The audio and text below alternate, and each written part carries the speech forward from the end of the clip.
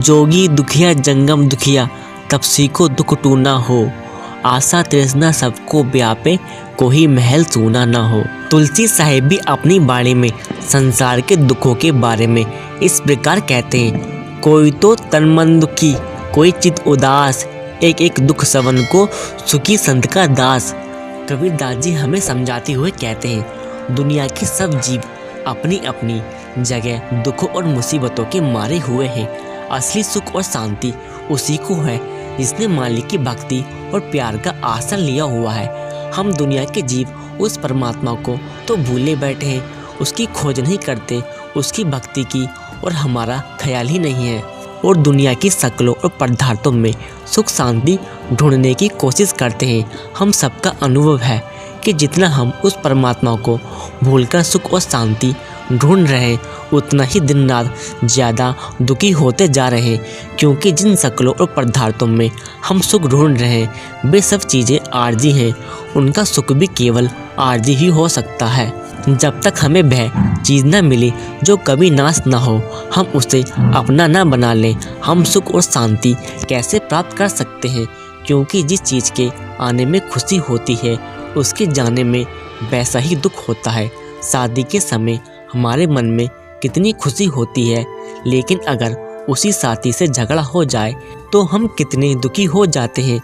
जिस संतान के जन्म पर हम दावतें करते हैं, खुशियाँ मनाते हैं, अगर वही संतान नालायक निकले, कहने में ना चले, बीमार हो जाए या परमात्मा उसे वापस बुला ले, तो जरा सोचे कि वह हमारे लिए कितने दुख का कारण बन जाती है।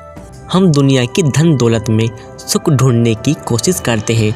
आप सोचें, इसे कमाने के लिए कितने दुख, कितनी मुसीबतें सहनी पड़ती हैं। अपने कीमती असूलों को भी कुर्बान करते हैं, सेहत का भी सत्यानाश कर लेते हैं और कई प्रकार की मानसिक बीमारियां मोल लेते हैं। फिर इसको रखने में कौन सी शांति प्राप्त होती है? अगर बैंकों में रखते हैं तो उनके फेल हो जाने का खतरा है। कभी आयकर और बिक्री कर की चिंता लगी रहती है, कभी यार दोस्तों के मुकर जाने की फिक्र है कि शायद वे रुपये लेकर वापस न करें, और जिस वक्त वही दौलत जाती है अच्छी तरह दुखों और मुसीबतों में फंसा कर ही जाती है। कभी डॉक्टर की फीस में होकर निकल जाती है, कभी मुकद्दों में उलझाकर चली जाती है। कितने दुखों और मुसीबतों से कमाई, लेकिन फिर भी सुख न दिया। उसके जाने पर शरीर पर जो मुसीबतें भोगनी पड़ती हैं वे अलग। गुरु नानक साहिब का कथन है, पापो बाजो होवे नाही, मुइया साथ ना जाई। फिर यह ख्याल आता है कि शायद दुनिया के ऐसो इशरत या भोग विलास में सुख हो। हम शराबों कबाबों के स्वाद में उलझ जाते हैं, लेकिन ये भी हमारे मन को तबाह कर देते हैं, गिरा देते हैं और हमें बीमारियों में फंसा देते हैं। कभी हम हुकूमत के नशे में सुख ढूंढते हैं या राजनीतिक नेता बनने का शौक पैदा हो जाता है, जिस समय लोग हमें आदर और मान बढ़ाई देते हैं, हमारे जुलूस निकालते हैं, अखबारों में तारीफ करते हैं। हमारा मन फूला नहीं समाता, लेकिन हम नेताओं के हाल भी रोज पढ़ते हैं। रातों रात तख्ते पलट जाते हैं। दूसरी पार्टी का जोर हो जाता है तो वे कभी गोली का शिकार बना देते हैं, कभी फांसी के तख्तों पर चढ़ा देते हैं, कभी जेल खाने में डाल देते हैं, कभी अखबारों में मिट्टी पलीद करनी शुरू कर देते हैं। जिस हुकूमत के नशे और दुनिया की मान बढ़ाई में सुख ढूंढने की कोशिश की, वही हमारे लिए दुख का कारण बन जाती है। कबीर साहिब जी का कथन है, सुख मांगत दुख आगे आवे। संत कबीरदास जी आखिर में समझाते हुए कहते हैं कि इस दुनिया में हम कभी सुख और शांति प्राप्त नहीं कर सकते।